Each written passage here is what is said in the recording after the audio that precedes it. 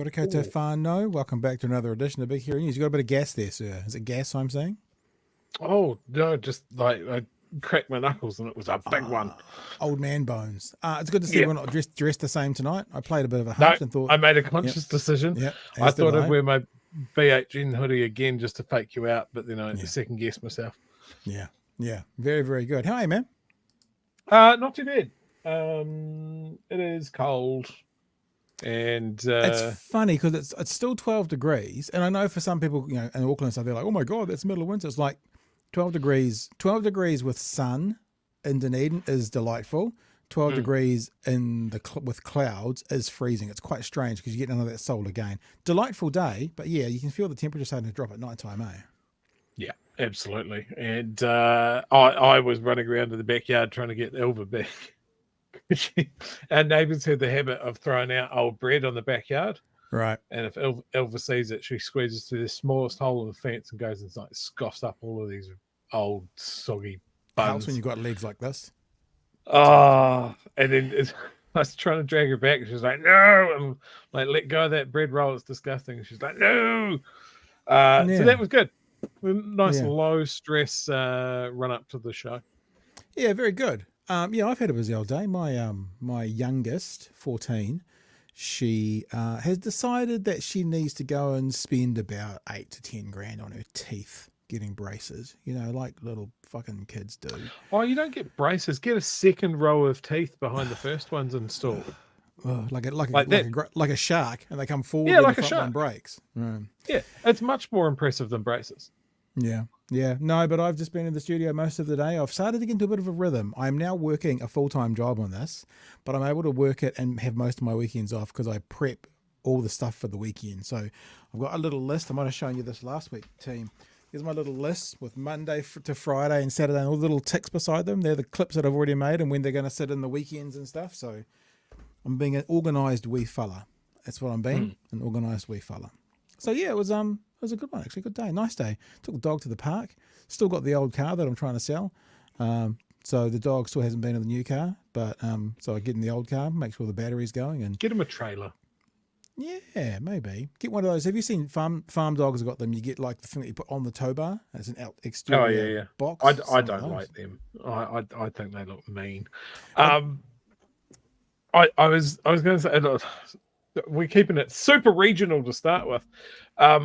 The George Street renewal project down here is literally weeks away from finishing. Awesome. And I had someone in the shop that was kicking off, council should have never done it. There's not enough car parks, and why they're wasting time building a children's playground in the centre city. Eh? And I turned to his 2 young children and said, "I bet you guys are looking forward to the playground, aren't you?" and of course they are. I'll see if I can find those little bludgers. They're not even ratepayers. Damo put something up about that today. Put a photo of the car park. It's pretty cool, actually. So for people who are outside of Dunedin, this is the main street in Dunedin that goes from North Dunedin all the way and joins onto the Octagon. And alongside it, they're turning it not into a pedestrian-only zone, but kind of a pedestrian-focused zone. Oh, I can't find it. It's not there. I can find it. I was looking at Damo's, and I thought he put a picture up of that. And so anyway, it's going to be, there's still one-way traffic going through, and there's plenty of parking there. They've only lost about 10% of the car parks overall, but it's much more pedestrian friendly. And right next to the one-way roads, which are kind of cobblestoned and feel like a footpath, they're building a playground outside the shops. It's a freaking awesome idea. So I'm loving it. You found it? Yep. So that's to the left there is the playground. Yeah. And so where that fence is and those cones, that's the road. But yeah, you see it's all cobbled and it looks awesome. It's going to be so good. Actually, being up in Queenstown the other weekend, I kind of saw this in action, because sometimes when you're driving through Queenstown, through down by the water, you're like, am I on a footpath? This doesn't feel quite right. And although this will be more obvious because it's between the shops, it's going to have that kind of vibe, which is really cool. No, it's cool, man. It looks real good. No, I'm a big fan. It's just creating who goes into shops? It's not cars, it's people. and just making it a nicer area to be in. I noticed that the block further down from that, because they've finished their pavements and stuff like that, cafes have already got more street seating out, and it's just nicer to be around. So people will, once it's all done, it'll be funny. There won't be any haters. Everybody was very pro this project as soon as it's done. Yeah, well, there was all those mayoralty candidates who were all talking against it, including the current mayor of Dunedin was talking against it as a mayoralty candidate, who, of course, was very, very fucking quick to get there and cut the ribbon when the first section was open and say how great it all was. So, good Lord. Anyway, this show tonight has been brought to you by the letter D. D for Dunedin. A few things going on tonight. Looking forward to people's input. One of the ones that I'm most looking forward to showing you, if you haven't seen it already, is the Foreign Secretary Lord Cameron showing all of his ass and being made to look a fool when he basically has different expectations for one particular Middle Eastern country than another. And that was actually sparked from a conversation I saw on the working group last night. So if you watch the working group podcast, you would have heard the conversation around David Cameron. I'm going to play a bit of that from the working group, but I'm also going to show you the actual clip they were talking about, so you can get a gist for it. Also, Duncan Grieve was on the AM show this morning talking about stuff, talking about what they may have underestimated, and I think it was a bit like what we talked about last night. Not entirely, but if stuff tries to compete doing television against TVNZ, they're going to lose. They need to do something very different is what they need to do. And also, of course, we're going to start tonight actually with the so here's the question for the night, Joey. Forget what it is, but if a business, if a workplace, if a group of people who have a common objective, let's say it's a ministry of the crown, is not performing as well as a new government would want them to, making that group of people smaller by 10%, having 10% fewer people in that department, how is that going to make the outcome better? If we're already having queues and we're already having hold-ups and we're already having communication delays with these departments, stripping a bunch of people out of those departments, how is that going to make the department operate better? I know it's not the same thing, but imagine those people who are building the roads in Dunedin at the moment, and there's 40 guys working on the road, and the council goes, we're not happy with how this is going, so they get rid of 10 of them, and now there's 30 guys working on the road, and they want a better and different outcome. I don't quite get it. Do you have any ideas before we even get into it, Chewy? Because that's the thing that I'm completely confused by. Other than I do understand the political value in it, but the practical value in it, I'm confused by. Well, I think this government has been bold and decisive and clearly identified where the fat in the system is, the useless, space-taking up payroll sponges that don't add anything to the public service. It's just very funny to me that it all seems to be around free school lunches. Yep, it's kids, man. Māori and Pacific Island programs. Vulnerable children, or that's where the real fat in the public sector lies. And I can hear the sarcasm. I can see the tongue in your cheek and the sarcasm, but let's just actually bounce off what you've said, getting rid of the fat, getting rid of the useless, So if you're getting rid of the useless people, how is that going to make the product any better? So that means that the useless people who are only pulling their weight 20%, if you get rid of all of them, that's still a bunch of weight that now needs to be picked up by fewer people. It's like, I don't know why anyone's buying this. I don't know why the media is not pushing back more against this. It seems very clear to me, if 50 people aren't enough to do a job well, 40 people don't seem to have the capacity to do it better. It makes no logical sense. Just playing and it's just playing into this perception that it's like the 1980s again, and there's just public service, there's just shuffling paper, and taking a paycheck. And I don't think that there's any argument that because of COVID, there was a huge amount, especially in and around health for obvious reasons. There was a huge intake of people into that public service. Part of that was because there was a big, unprecedented job to get done. Part of it was a way of keeping people employed and that sort of thing. And there was always going to be a natural downturn from there. But I think this whole thing of just turning around and going, well, we need 10 to 20% cuts out of your department, fucking start picking names, and people going, well, sweet. It's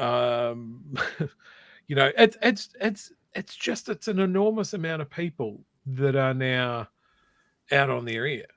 Yeah. And there'll be people with quite specialized knowledge.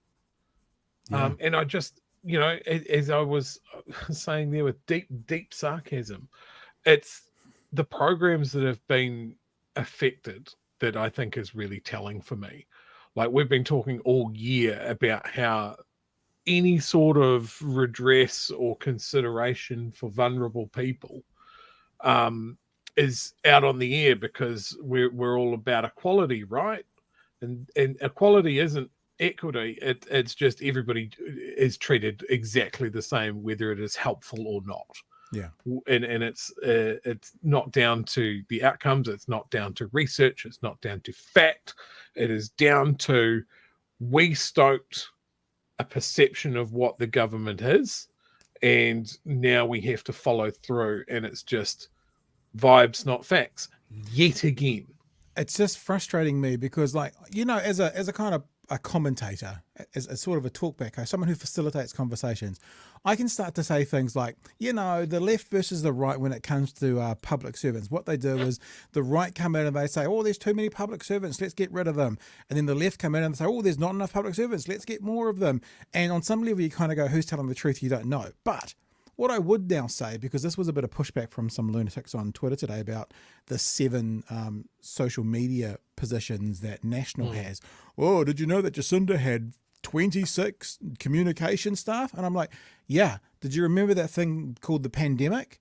Do you remember why they needed more communication staff to convey what needed to get out? So what I'm saying is, when I start to think about why the left builds, public servants, I can see a reason for that. No one yet seems to have asked this right-wing government, why do you see a need to reduce numbers? Show us your workings. Other than a financial outlay, you haven't actually explained how or why this ministry will work better with a 6.5% reduction, because surely that's what we want. We want the best bang for our buck. We want these ministries and these departments working as best they can. I've heard no one on the right say this will work better because XYZ with the loss of 6.5% of the staff. All I heard last night from old Rimmer was him basically saying about school lunches, yeah, I'm sure it'll be fine with fewer people. That's about the sum total of the analysis they've given. And I haven't heard anyone who has access, which is not us, actually go, can you explain to me why this will now operate better and be better for the voters with 500 people less at Kāinga Ora or whatever the one is? And no one's asked that question. That's the only question that matters. Because you know what? If Labour has got too much fat there and it would actually operate better with fewer people, I'm okay with that. But it seems to me that Labour will tell you why we need more, but we never get National telling us why there should be fewer, other than budgets. And that's all they ever say. And remember, for this term, it's always budgets. Oh, and by the way, here's $3 billion landlords. That's always got to come out in this as well. Anyhow, should we actually go to the story now, Chewie, that we've done a 14-minute introduction to the story? Do we even need to now? Yeah, we probably almost don't. Oranga Tamariki Ministry for Children and the Ministry of Education facing cuts. Ironic today that they seem to get out their shares to a couple of places that are going to impact the young people of New Zealand, and also, maybe this is me being a bit facetious, not impact any voters. Maybe impact the parents, the voters who have parents, but no actually direct impact on voters per se. Let us have a squiz. Brutal, chaotic and dangerous. That's one characterisation of today's public sector job cuts as the axe fell on more than 1,000 roles. 565 are at the Ministry of Education, the rest at Oranga Tamariki. The government insists savings will be spent on frontline services. Here's Kushla Norman. Jubilation and hope swept through Wellington today, but it was brief. As students marked their graduation on Lambton Quay on the terrace, hundreds of public servants found out they're losing their jobs. These cuts are brutal, they're chaotic and they're dangerous. They will impact on thousands of public servants whose lives have been put into turmoil. At the Education Ministry, 565 roles could go, including 225 vacancies. The PSA says the cuts will hit areas including the newly established Curriculum Centre, half the team behind the school lunches program and regional support staff. So there's an example. Let's just talk about school lunches. Rimmer's got a bee in his bonnet about school lunches and how it should operate and how it should work better. How is that going to work better with half the number of staff who are currently running it then running it? Like, I know that's the smallest number of those three, but that's a very tangible thing that's been talked about for the past several weeks. Now you've got you would have had 30, you've now got 14 running it. How do they expect a better outcome with half the number of people running that office than were running it previously? And remember, running it to a point where experts were saying this should be rolled out into more schools, not this is a waste of money, it should be in fewer schools. Do you want to say anything, Chewie, or should I push play? Yeah, I do. This is working as intended. They want to make sure that this program fails. They want to make it inefficient. Yeah. This isn't a bunch of people sitting in a back room shuffling papers. This is staff scattered throughout the country, making sure that the program is nutritious, making sure that there isn't waste, making sure that schools are supported running it, making sure it runs well. If they're cutting those jobs, the people actually out there, literally on the front line and making this program work, then they want to break the program and then turn around and go, it's not generating good outcomes. Yeah. It's a self-fulfilling prophecy. It's engineered. Yeah. And this is what we've been saying now for weeks, you know, the right, and I know some of you will be sick of it, but we're going to keep banging on a few of these things. The right constantly says government is broken. Then they get in past policies like this, which are going to break government. Then they step back and go, see, we told you it was always broken, as they've broken it. So that's clear. And you're right, Joey. This is exactly what that is. It does make me think as well, you know, with the Suicide Prevention Office, how there were some questions asked when that came out. I wonder if the CEO of that area in government was going a bit scorched earth. I wonder if the CEO is going, okay, so it's up to us, is it? All right, then let's tell the government we're getting rid of this office and see what happens. And I wonder what's going to happen with some of these positions. Like, all we're hearing is back office, back room. Like, we still haven't had that identified who and what that is. Like, what job is a back room job? And remember, the back room feeds the front line. You don't have the back room, then people from the front line have to then take on some of the responsibilities of the back room, making them less likely to be available for the front line. To use that analogy, the front line versus the back office, right? The front line, that's a military term. They always say the tail to the teeth is 3 times the size. So to support a unit, a soldier in the field, there's like 9 people dedicated to supporting that one guy, making sure that he gets everything he needs, he's told where he needs to go, all of this sort of stuff. If you just have front line, it's a guy in a hole trying to win the war. It doesn't work. Interesting. Really, really interesting analogy, Chewie. All right.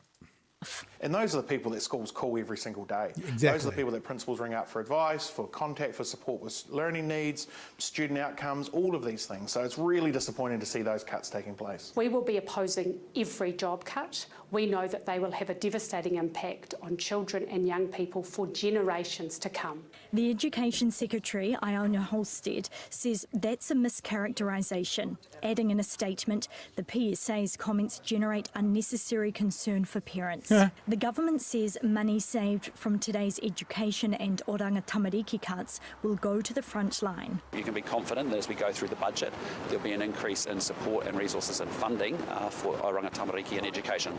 Since 2018, staff numbers at the Education Ministry have grown by nearly 50%. Why? So this is the part again that we're missing. Why? Why is it growing? because maybe it's needed to grow. Maybe it hasn't. We don't know. But no one's asking why has it grown? Because this is what I'm asking of National. Why are you shrinking? I don't care about bottom dollar can't afford, because we can afford. You're just choosing to put money elsewhere. Why is it growing? Why did it grow? For good reasons, for bad reasons, for neutral reasons? And why are we cutting it? They're the questions that we're not answering. No one's getting asked to be answered. Over the same period at Oranga Tamariki, levels increased by a fifth. The agency responsible for vulnerable children plans to axe 9% of its staff, 447 roles. You can't take a whole middle layer of an organisation away and say that the frontline's going to carry on at producing really high quality work. That's never going to happen. Oranga Tamariki says it wants to transform rather than tinker, putting children at the centre. But advocates say young people are the ones being overlooked. Kushla Norman, One News. There you go. There's the first story for tonight, Chewy. Sam, I only feels right. I keep getting asked. I keep asking myself as well. It's this question of why, and I want to know. I want to know why. Why do we need to reduce numbers? And I don't, and I won't accept because we can't afford it. Because we can afford it. You're just choosing to allocate the money elsewhere. Right? We can afford it. And if the reason is only because we can't afford it, then you cannot deny you're making these cuts so you can give landlords $3 billion. Because if that's the only rationale that you can come back to because we can't afford it, that's a financial decision you've made to give more money in another area. So please, someone who has access, I have emailed Rimmer several times since we told him why he was racist. He hasn't ever wanted to come back on again. Brooke Van Velden never wanted to come back on. Winston hasn't wanted. They won't give us access, and actually, I'm okay with that. We don't deserve anyone's time. They don't have to do it, right? But people with access, ask them why.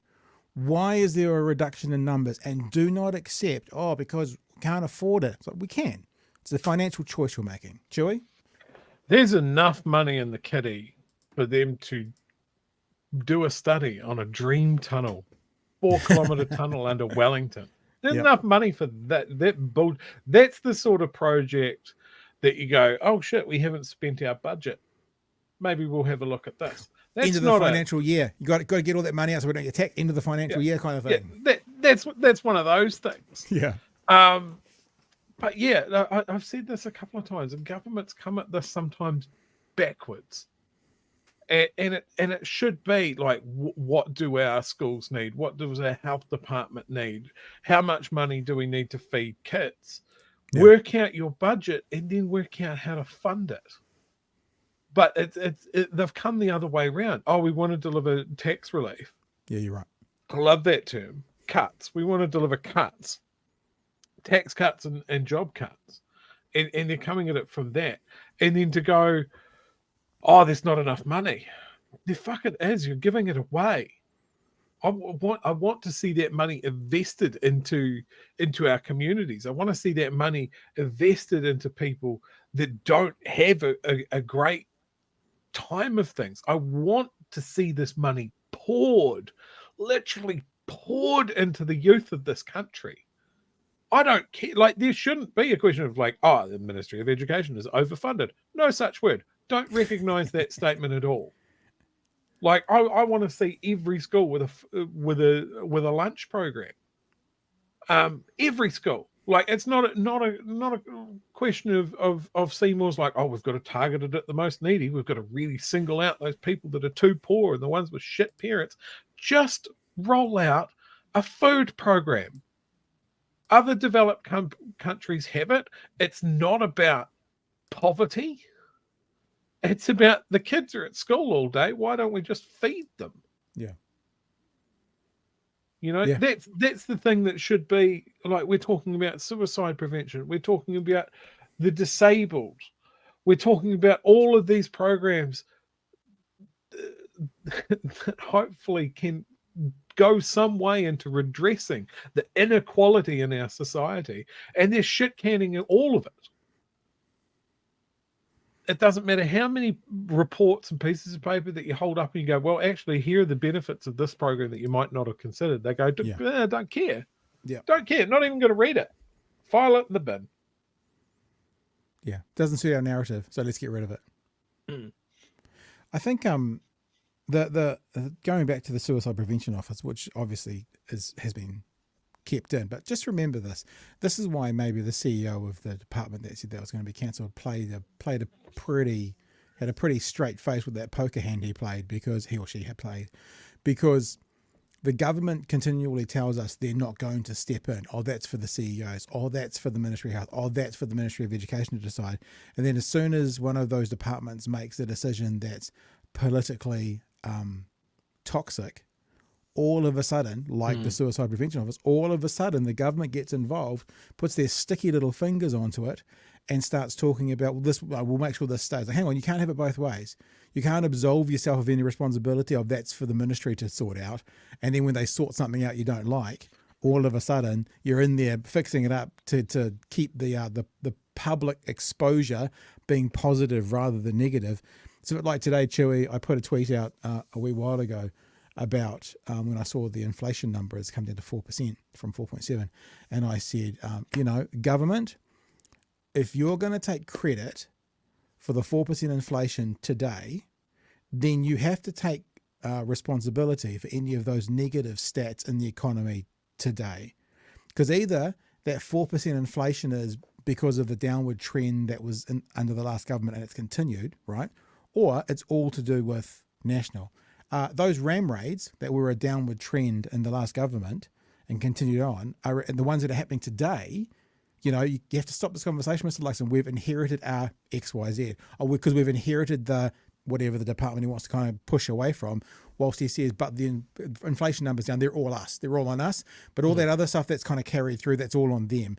You can't have it both ways. It's all or nothing. You either take all the responsibility, which means, or take all the praise, which means you have the responsibility, or you say, well, this, to be fair, this is only the first quarter since the last government was in. They're probably, you'll see our ones probably kicking in the next 6 months. And then you can say over the negative stuff, yeah, look, it'll be the next 6 months. You can probably measure it against us. But I know I'm almost being slightly facetious because no one ever does that.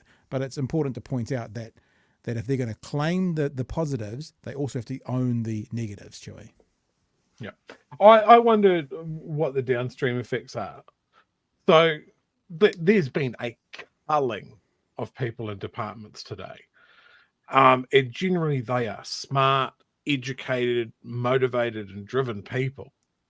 Like, what are they going to do? Are they going to pack up their stuff, sell their house, take their family overseas? Are we going to see a massive brain drain of those people in the next 6 months? I don't think, like I've said it before, National are not long-term thinkers. ACT are not long-term thinkers. Yeah. New Zealand First are not long-term thinkers. And if we lose these people to Australia or Canada or the UK or wherever, how do we get those people back? We're not. Well, I would love to see some like the stats you highlighted at the start. I 100% agree. You can't just sit there and go, oh, this department increased by 43% for some fucking unknown reason. Give context to the numbers. Yeah. That's what we need. Both the politicians to do that, but we also need the media to do that. Numbers with no context, they're divorced of all meaning. Big number go up, big number bad. As you're talking about it, I just talking about don't want to lose these people. We've talked about this once before. I go back to the Sky. Is it the Skyhawk? Is that the name of the plane? The Skyhawks getting mothballed. And what happened then was we lost all of our pilots. They either went to other air forces or they joined the private sector. But then if you wanted to bring something back, there's no one to fly them. There's no one left to do that work because you've got rid of it. If any government does this sort of thing, and gets rid of a whole bunch of talent and they go off and do other things, then when you want to build up that talent again, there's no one there to do it.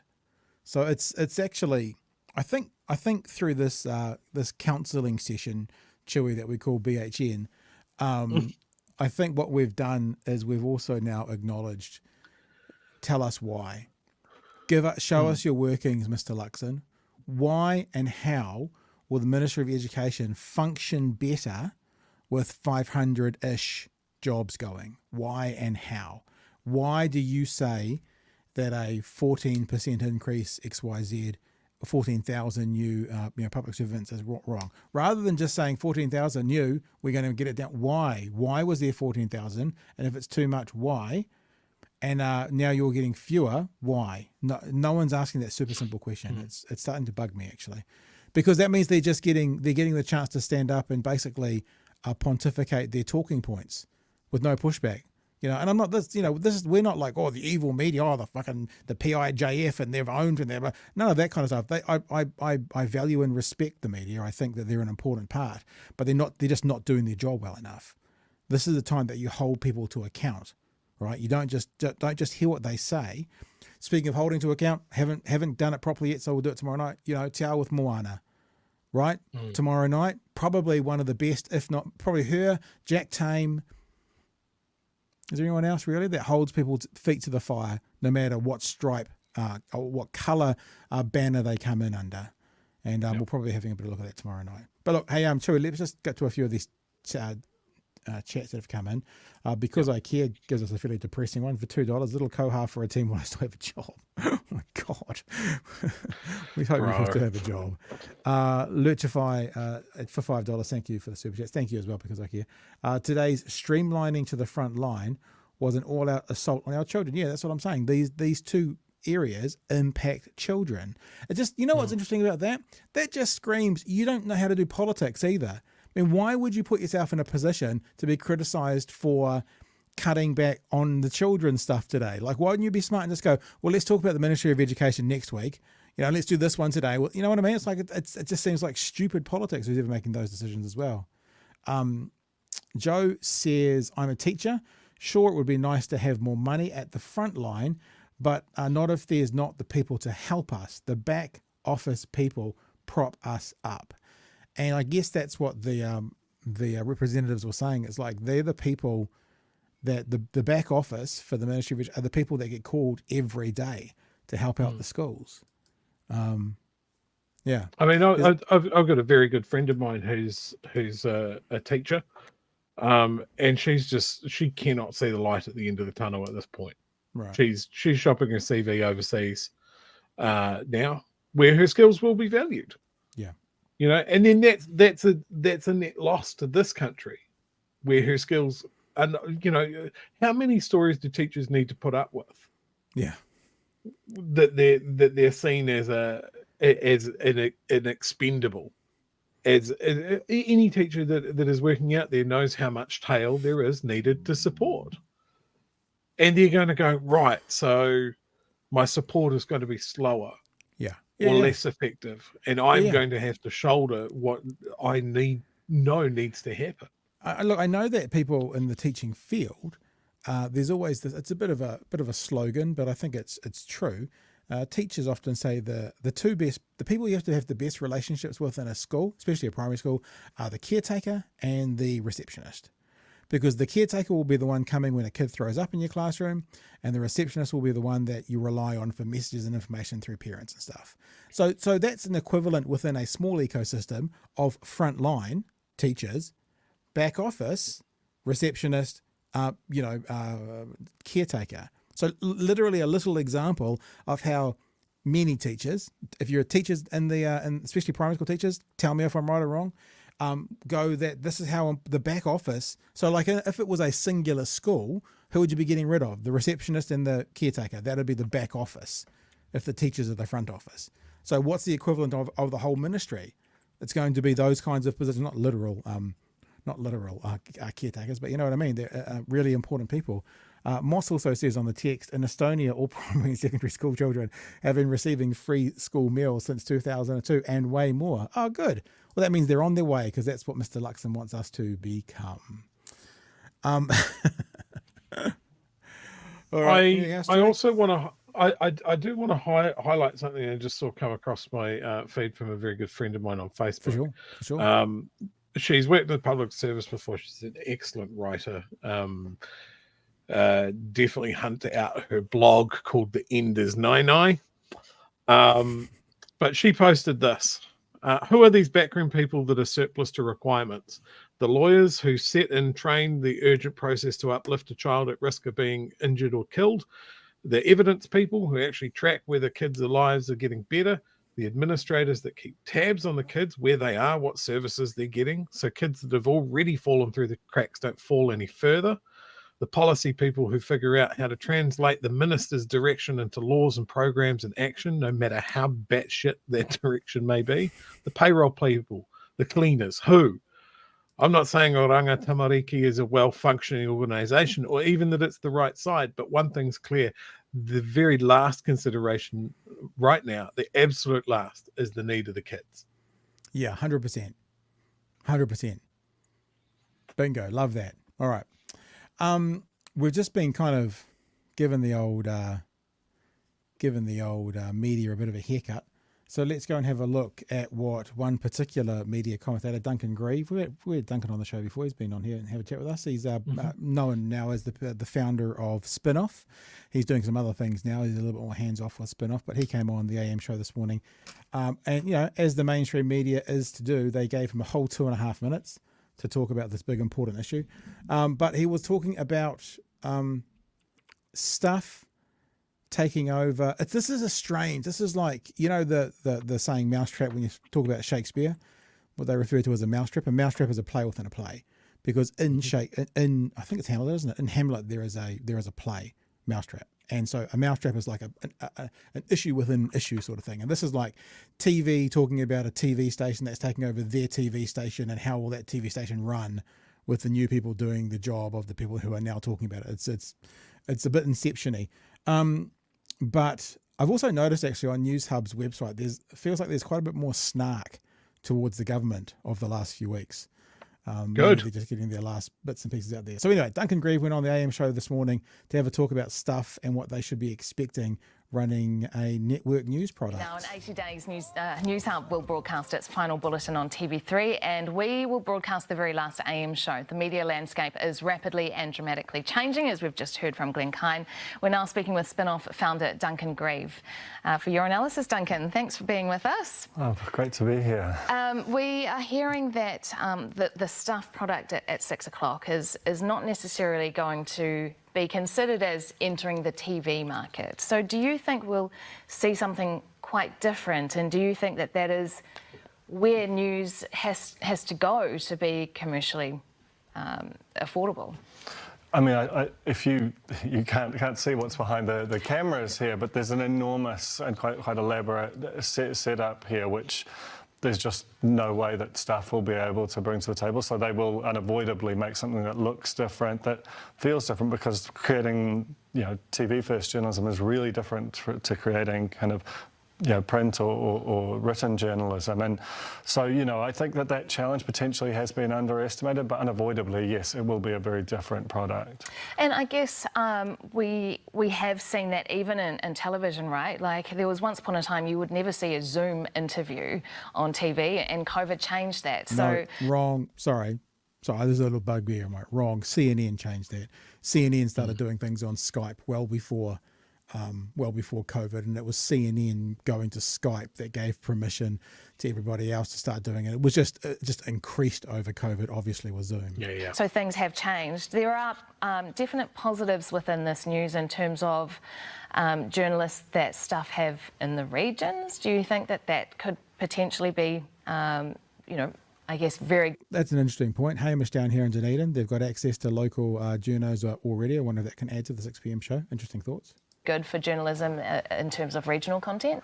I mean, the fact that Stuff employs more journalists than anyone else means that their selection of stories will be vast and potentially bigger than NewsHub's. But I do think that the presentation aspect has been potentially underrated. It's one thing to report the news, that layer of 100%. How you make it sing and impact for the audience is really, really difficult, and they have to learn it very, very quickly. And what does this mean for the plurality of media? Because although we're retaining news on the same platform, on TV3 at 6 p.m, the number of journalists is still shrinking, right? It creates it maintains a competitive tension between 3 and TVNZ, but in terms of Sorry, it doesn't. There will be no TVNZ will find there's no competition at all. It doesn't do that at all, but just personal opinion. Reality, we're still one down. We're still down one of the greatest, most kind of powerful and kind of vivacious newsrooms in the country. It's being replaced by another one. in terms of the content, but we're still losing what NewsHub is and has always been. Do you think that this is a milestone, I guess, in broadcasting and in journalism in this country? And what do you, if you do, what do you think is the next phase? What's going to be the difference from here on in? Yeah, I mean, I think this deal has, you know, as I've sort of said and processed it, and the whole kind of journalistic community has, it becomes clear that it's actually bigger than maybe it first looked. And I think it's the start of a sort of a big step in sea change. It's really risky for both organisations. It could go fantastically well, but it contains a lot of, you know, pitfalls that will become clear over time. But, you know, the main thing I keep thinking about is, you know, I look at Jen Lynch's story about the social media staffing in Christopher Luxon's office, and, you know, think about what, you know, in three months' time, that story doesn't come out, and we're just none the wiser for it. And it just kind of, it seems completely wild to me that we're walking into that reality. There you go. So some interesting things there, Cheery. I've got a few things to say about what was just said, but you can go first, sir. What are your thoughts? Yeah, I think Duncan's an interesting one to talk about this, because I think what he's done with Spinoff is, you know, building a brand and a news and opinion outlet with quite a varied spread of things that it can do from the ground up. Yep. On the smell of an oily rag at some point. Dude knows what he's talking about. And I think you're quite right to identify the fact that whatever is coming out of this is not going to be a competitor to TVNZ. It's an alternative. Yes, fair. But it is not a competitor. They are not going to be able to put the amount of resources that TVNZ could turn onto it. And that means that, you know, I'm not saying that they're going to, but the potential there is that TVNZ can just take its foot off the gas a little bit. You know, just cruise a little bit. They don't have to try and scoop the opposition because they've got more people, more resources. Interesting hearing Duncan talk about that story to do with the 7 social media appointments in Luxon's office. Now, that says to me, if Duncan's particularly mentioning that story is actually bigger than maybe many are saying. It's got some teeth in it. And yeah, what you'll probably find, like what we do, we respond to news. We don't very often make the news. We do investigate from time to time. You know, we do bring our own aspects of it. We do connect dots that others aren't connecting, but primarily we're responding to news that's been, we're responding to the news of the day, but we're doing it using other people's resources. Now, that doesn't cost 3/5 of fuck all to do, as you can see by us sitting here doing this right now. But I'm really fascinated. Glenn Kai is the representative from Warner Brothers Discovery, and obviously this was a statement from the interview before, which I haven't seen. But Melissa was saying that Stuff is not considering, whatever the word is, my handwriting, as entering the TV market. They're not entering the TV market. That's what they think. It's like, yes, you are. I don't know why this has kept on being said. You're going on linear television. You're going on a television network. You are entering the TV market. And I don't know why they're trying to sell it like they're not, unless they can already see the pitfalls and they're trying to mitigate them by being able to then plausibly deny, well, we told you we were never getting to the TV market. You know, that's why we're only using 4K cameras, or that's why we've got a different sort of a set and we don't have all the, because we're not doing TV. You are doing TV. You just have to figure out how to do it on a budget. Like, let's just figure out how to do it on a budget that they've been allotted. And also be something that, this is going to be the hard thing. I've said this numerous times. We said it last night. You know, just getting a television program and slapping it on the internet doesn't make it digital. Just getting a digital product like this and slapping it on the TV doesn't make linear television. It's different. Yep. And trying to find that balance is going to be the thing that's most difficult for them, I think. Yeah, no, absolutely. I think the key is here. Don't try and do the TV news. Just do PowerPoints. Just have someone in an office and a laser pointer. I thought you meant like Windows 95, PowerPoint. You could do that as well. That'd be cool. Yeah. Very cheap. very That'd cheap, actually be which quite is a, that'd be what quite it's a, going to have to be. that'd be quite a funky internet sort of a thing. You could do actually one based like and using all the graphics and stuff of Windows 95. That'd be quite kitsch. Should think about that. Can I just the tangent? Sure, go. One of my favorite YouTube subscriptions is literally that. It is so nerdy. It is this guy called Perun, which puts out like analysis of the geopolitical situation and military and the, you know, what's going on in Ukraine and that sort of thing. Hour-long PowerPoint videos, and I love them. Is it this guy? Yes.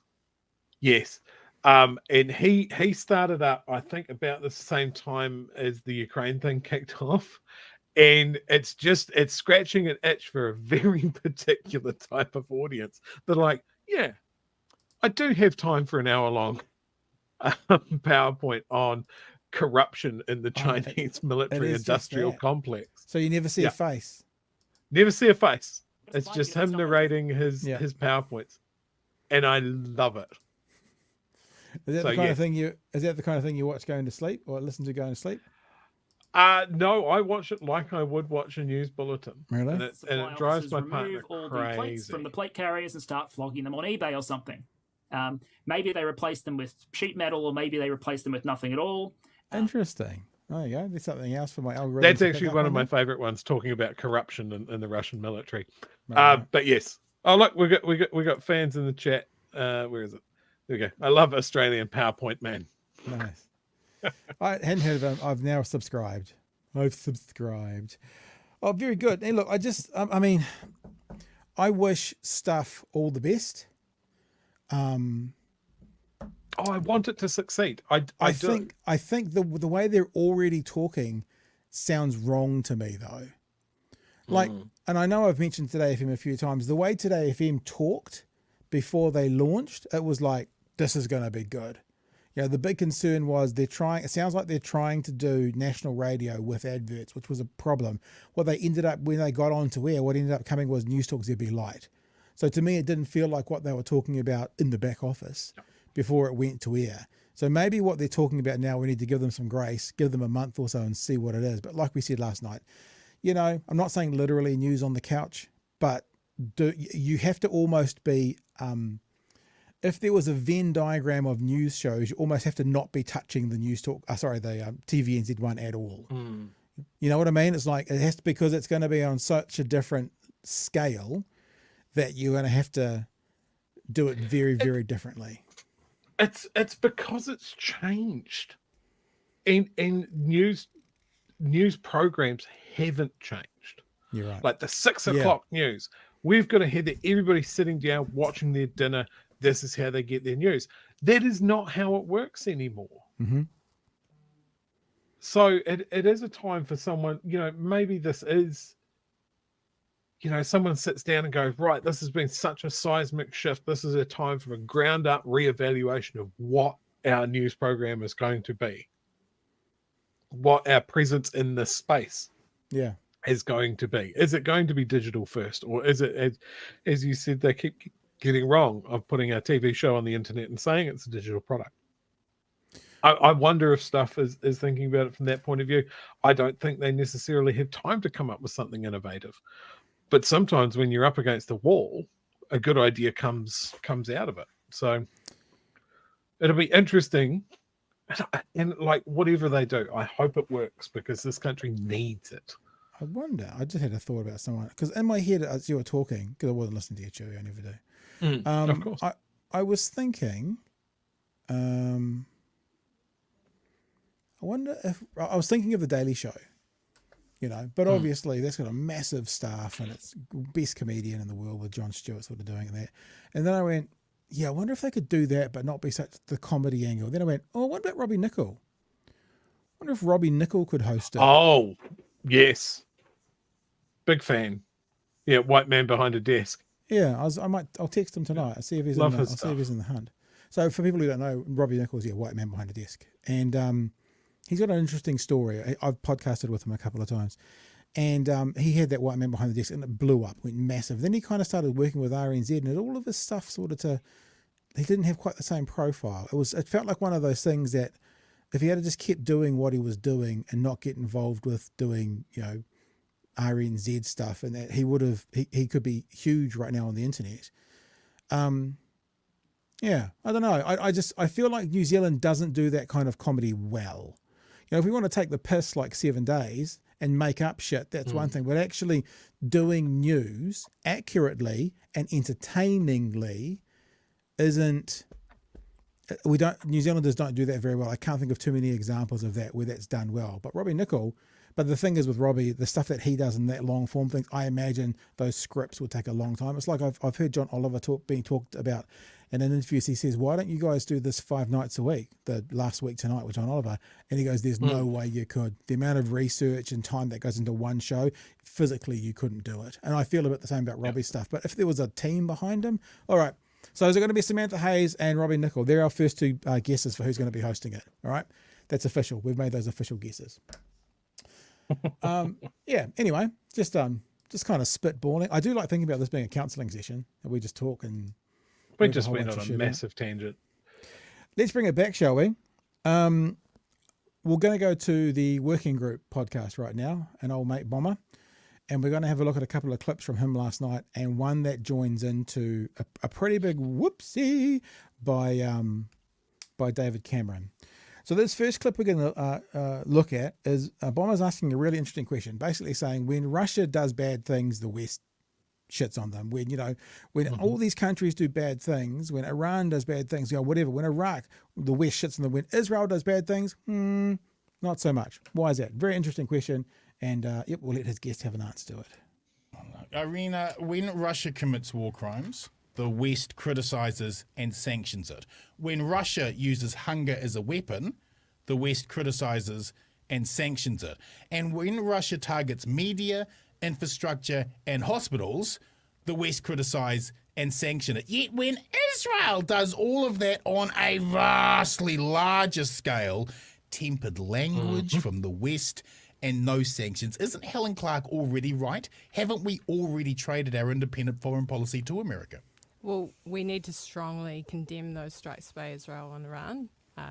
Targeting a diplomatic post is a no-go zone.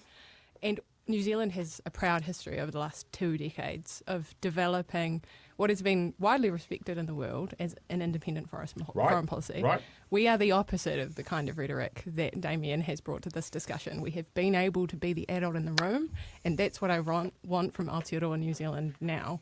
Do we need to be a part of the ongoing conversations which are escalating these conflicts, or do we need to be able to step back and actually say we're well respected as a conduit in the Pacific, as a voice for a Pacific zone of peace? Yeah, we should continue that work, and we shouldn't be signing up to something which New Zealanders by far and away have not had a public conversation about yet.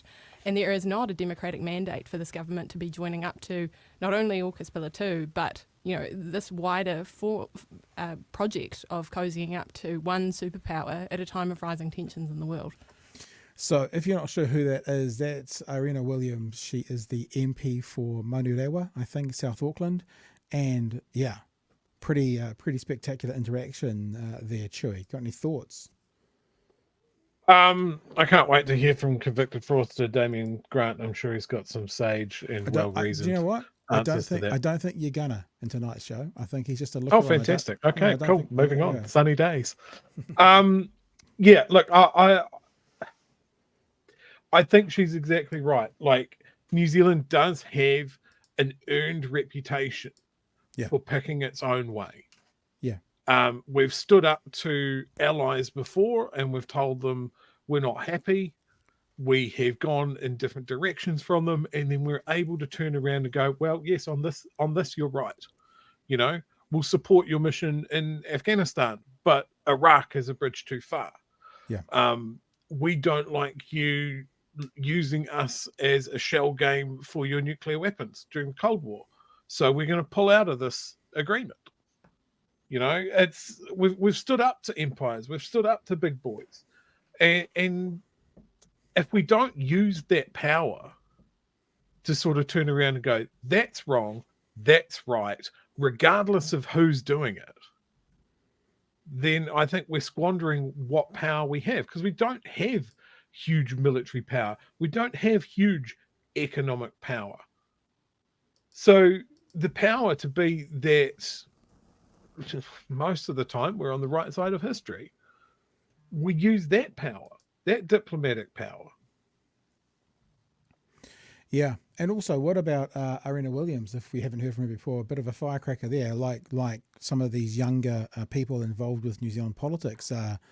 There's some fire there, you know. Basically, I mean, we're not playing the Damien Grant commentary, but you can imagine what it is. Blah blah blah, Zionist, blah blah blah. Israel's always right. Blah blah blah. You know, and looked him down. I mean, it doesn't matter how old she is, but she's not that old. You know, husband, 2 young children.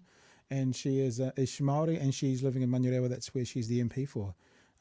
It speaks. You look at people like her, and you look at people like Chloe, and these young up and comers. You kind of think, oh, this is going to, 10 years from now, this is going to be an interesting political world we're living in as well.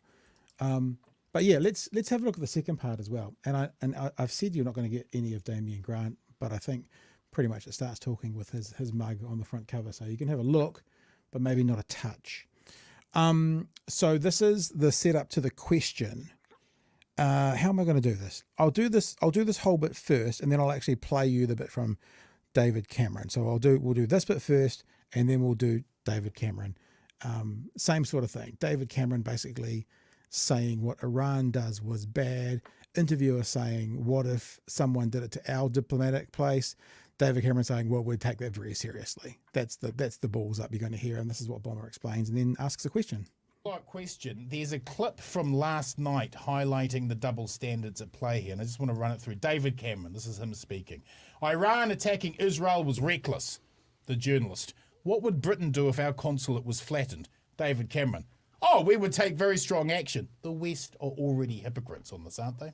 Yeah, and I think an increasing number of observers who are getting more engaged with foreign policy are raising questions about the double standards of human rights and international law, and that might be seen as concerning to some. I think there are real concerns about what's happening, what the ICJ has called plausible genocide in Gaza. And I think just to bring it back to New Zealand, I think we could be asking harder questions as well about the complicity of New Zealand in what's going on in Israel. So we should be asking the government to give guarantees that no New Zealand intelligence is contributing to what is happening in Gaza. Well, that's right. And we don't know that, do we? I'm not sure. I've heard, cast iron undertakings from the government to that effect.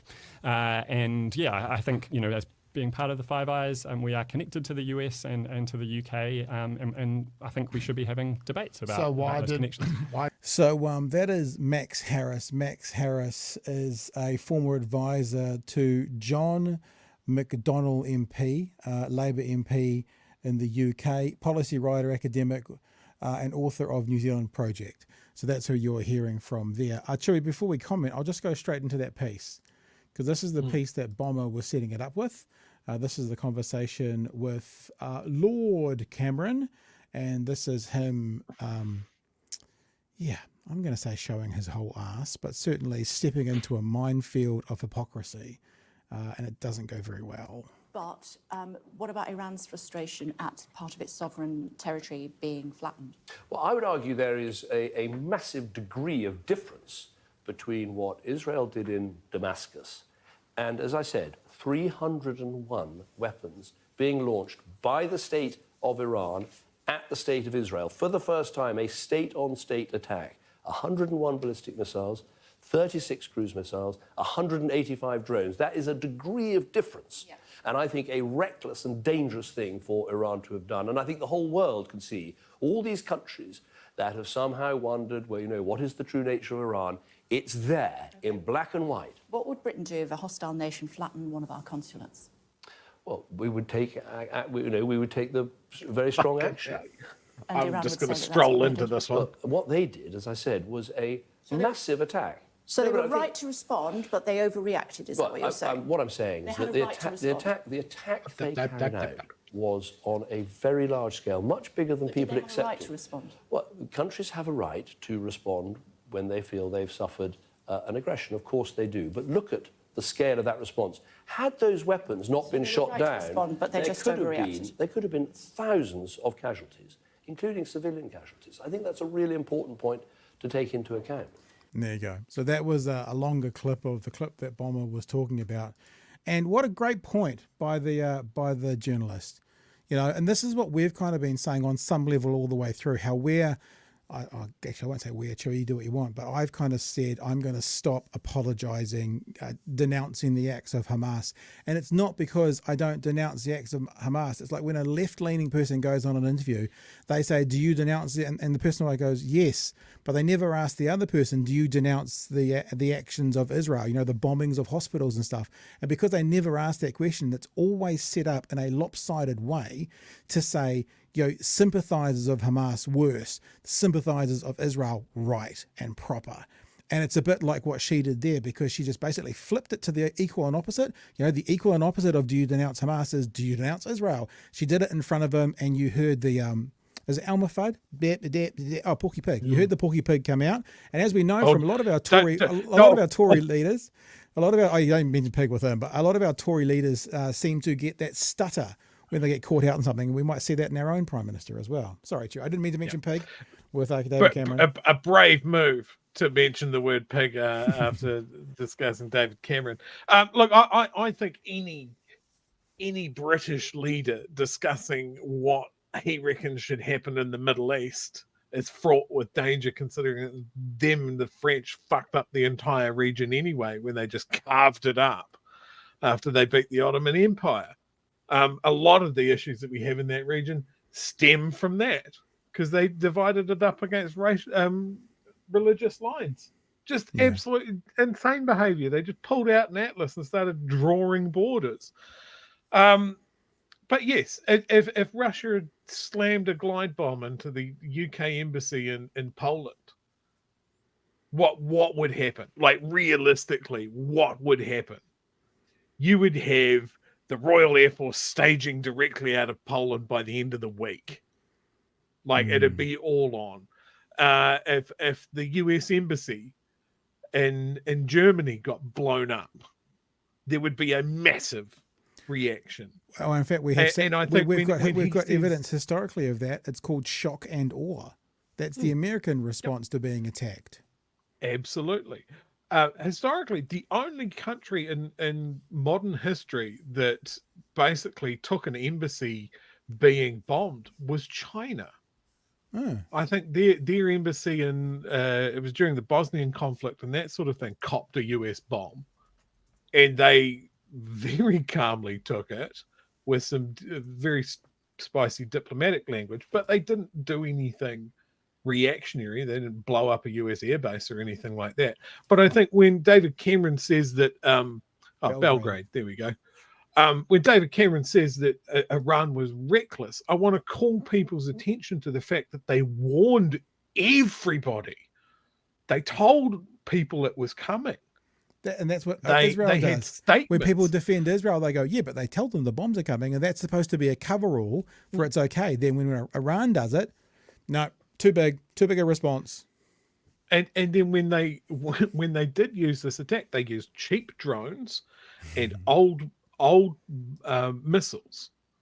So they must have known that with Israel's Iron Dome that nothing was getting through. Yeah. So as far as like, we are really angry about this and this deserves a military response, they're correct. And then they threaded a diplomatic, because they knew that if they went too far, they'd have the US Navy sailing up the strait off their borders again by the end of the week. Yeah, so it's like we've knocked on your door and run away. We've left the bag of dog poo on your thing. We've run away. We've made our point. Enough now. That's basically what they've said, isn't it? Basically, is we consider this over now, sort of thing. Yeah, and again, we have to say it. Not a fan of the Iranian regime. Bad people. But as far as their response to this, I don't think there's really much we can criticize them about, because the only thing that would be acceptable is if they send a sternly worded email, and just leave it at that. But they were supposed to take the diplomatic post getting bombed and the country that doing it going, it wasn't us. I mean, there's no one else in the region that can or would do it. but it definitely wasn't us. Yeah. Yep, very good. And I guess thanks to the guys at the working group for still fighting the fight from their side of things as well. All right, hey, let's get to a couple of these to wrap up for tonight. I see some people, and actually Jack Johnson has got a very good suggestion for doing news well in a comedic way, eating media lunch, which was utterly brilliant. In fact, you see Jeremy Wells now doing 7 o'clock, and you kind of think, it's a little bit like Stephen Colbert. You know, Stephen Colbert doing the Colbert Report was like just groundbreaking, clever, and now you see him basically be a dancing clown on the Late Show, whatever his thing's called. It's like, I mean, yeah, fair enough. I'm not saying that Jeremy Wells is a dancing clown, by the way, but I mean, where that could have gone. I guess we're not the country. This is it. Where eating media lunch could have gone if it was in America was as far as it wanted. Where it could have gone in New Zealand, probably about as far as it got. So, yeah. And Citizen says James Nokisi. Yeah, he'd be good as well. Actually, he does a good stand-up show in. I'm a big fan of James's work. Oh, you know James? He's a very sharp political mind, I think. I always used to love his political insights that he dropped into his comedy as well. I'd love to see him on TV doing something like that. He did a improv show in Wellington. I don't know if it was when you were there, Chewy, and it was basically an improv show.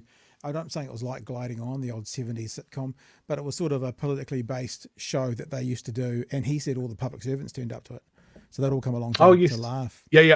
I saw a couple of those shows, and they were excellent. Another show that I just thought of, actually, and this was from a UK point of view, but Charlie Brooker, who wrote The Black Mirror, a show that everyone should watch, and especially the episode that is mainly aimed at David Cameron. He did essentially a weekly commentary show called The Weekly Wipe. And it was a very sarcastic view of news events and pop subjects and that sort of thing. And I loved it. There's 3 seasons of it, and it's nowhere near enough. Very good. I think that I don't know what it is about New Zealand, but there's very few. Like we've had, what's a successful New Zealand sitcom? Just seems to be a weakness in it. Like if you think about comedy in this region, I mean, Taika's brought a whole new kind of level of comedy in movies, but I still have a thing in my heart for Australian comedies. You know, the Australian comedy movies that have come out seem to be exponentially better than New Zealand. I mean, you know, other than Taika stuff, you know, what was it? The Wilder people, the Wilder something. Yeah. You know? All I can think of is Outrageous Fortune. Yeah. But even that doesn't really fit in that. Some super chats, Mr. Arvid, thank you. I appreciate the super chat. Luxon is the front line to the shithouse government. He will be so much more useless without his back office. Yeah, well, that's the thing. So if we're getting rid of the back office, that's all those social media people gone, isn't it? I mean, that's the back office for his office. So if we've got to get rid of all the back office people out of health department, why aren't we getting rid out of political offices as well?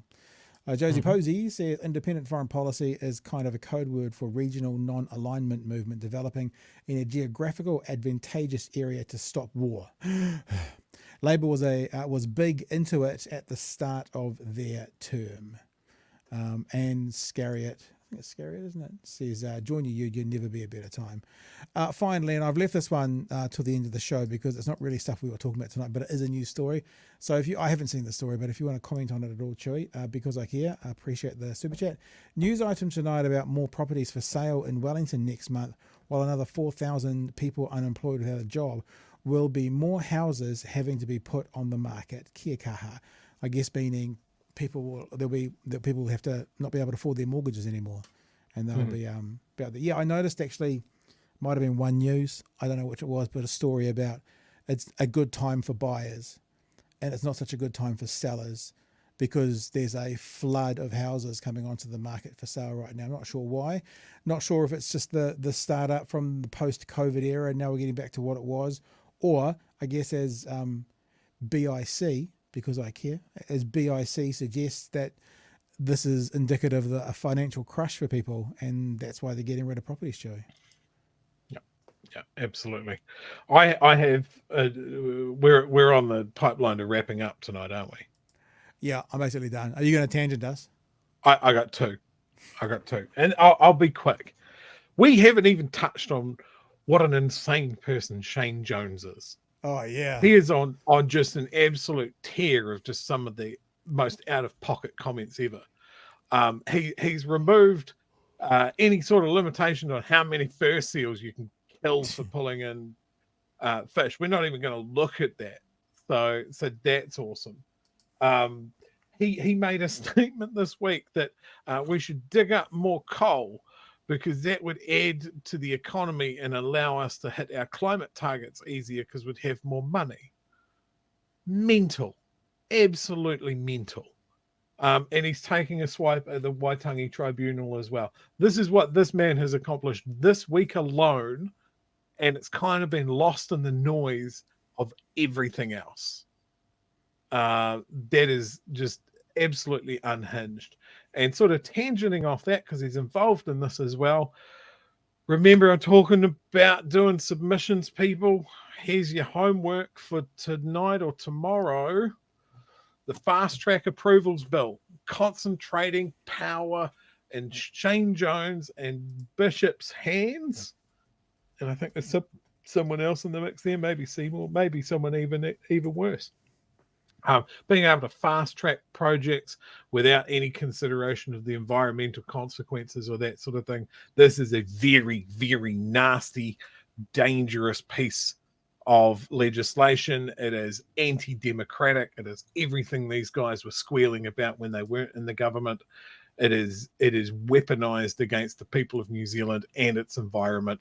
And I urge anybody that is able to make a submission. It's super easy. Go to the government submissions website, write out a couple of words, tell them what you think, and make sure that your voice is heard. The more of us that are pushing against this, maybe they'll notice. You can also indicate that you want to speak on the bill if you're a confident speaker and don't mind giving up some time to appear at the submissions. You can really make yourself heard. Please, I urge everyone to go and do this if you can. Can I add something to it? Absolutely. The other thing you could do is what these fine lads did today is a bit of protest around it as well. This will provide port operators with the certainty they need to continue their operations and activities. The introduction of the Resource Management Act in 1991 required ports to obtain coastal permits to and there's guys who got operations. behind Those permits were to last some things to do with years. the that one there, it's the black one, the fast track. And they had a blow. There we go. That it's become harder and harder to be able to get these permits. So that's Simeon Brown's stop the fast track on the black banner. It's been many, many years, costing huge amounts of money, and they haven't been able to get that permit yet. A May bill that we're looking at for later in the year. Why are you beholden to stakeholders instead of New Zealanders? Where is their vision? Where is their climate policy? What are they actually going to be adding to our government? Because right now, so there you go. That's like a in real life submission there, Joe. I thought I'd just share it with you. Absolutely. As Phil points out, Forest and Bird and the Greens have some submission guidance on their website. Don't copy and paste it and put your own spin on it. But yeah, it's what this bill is about their lobbyist mates and what they want. Yeah. It is the mining companies that have been talking to Chris Bishop for the last 4 years. Yep. It is the guys that are talking to the New Zealand First guys. This is corruption. And I try not to bandy that word around, but there is such little delineation between our government and the lobbyists and the companies that pay the lobbyists that it cannot be called anything but corruption. And let me just remind you of something, right? These are the people, and I don't use the word fighting, but are fighting against, right? This is, I tweeted out today something we've talked about tonight, right? My question is, if you think a government department or ministry isn't operating well, how does having 600 fewer workers make it operate better? This is one of the responses. Ask Elon Musk. He fired 6,500 Twitter workers, and Twitter has just gotten better and better. And someone on there that says, great point. So the people we are pushing back against have brainworms who think that Twitter is better today than it was 12 months ago. I mean, what they're saying is it's more xenophobic, more racist, and I can use the N word more freely. But actually, if you needed to do something and get a hold of someone at Twitter or get a response from Twitter, it's exponentially worse. But there's an example of the people who we're pushing back against, the ones who think Twitter is better today after 90% of the staff being got rid of, because 90% of the staff got rid of in all these conversations. They're the brainworms we're fighting against. And on that point, Chewie, I'm done. I'm also done. Okay. I've done my ranty tangent. Yep. Just Ranty do tangent. that submission, please. That'd be a really good handle. What's your name? Ranty Tangent. I quite like that. That can be the show. That can be your podcast. It's pretty good. Ranty Tangent. Yeah, we'll write that down. All right, team. Love you to bits. Thank you for being a part of the show tonight. Remember, if you want to support us, head to patreon.com/Big Hairy News. I know I haven't put up the billboard tonight. There's been a couple of new people join up. We appreciate you. If you want to support the work we're doing, patreon.com/Big Hairy News.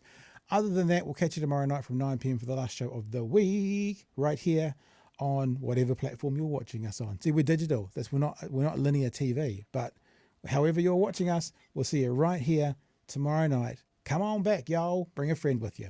Hooroo. Cheers, fam.